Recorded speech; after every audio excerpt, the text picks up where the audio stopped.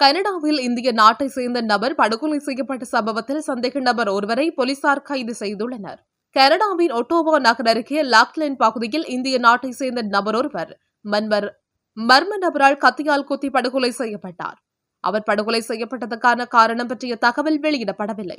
இதுபற்றி இந்திய தூதரகம் வெளியிட்ட எக்ஸ் சமூக ஊடக பதிவில், கத்திக்குத்து தாக்குதலில் இந்தியர் ஒருவர் பலியான சோக சம்பவத்திற்கு நாங்கள் ஆழ்ந்த வருத்தம் தெரிவித்துக் கொள்கிறோம்.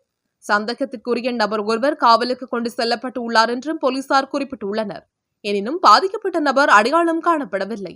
இந்த சம்பவத்தில் பலியானவரின் குடும்பத்தினருக்கு உள்ளூர் கூட்டமைப்பு வழியே சாத்தியப்பட்ட அனைத்து உதவிகளையும் வழங்க நாங்கள் நெருங்கிய தொடர்பில் இருந்து வருகிறோம் என்றும் தூதரக தகவல் தெரிவிக்கின்றது.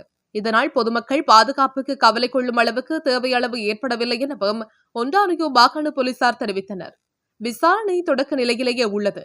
வெளியிடுவதற்கு வேறு எந்த தகவலும் இல்லை என போலீசார் கூறினர் என்று CTV நியூஸ் வெளியிட்ட செய்தி தெரிவிக்கின்றது.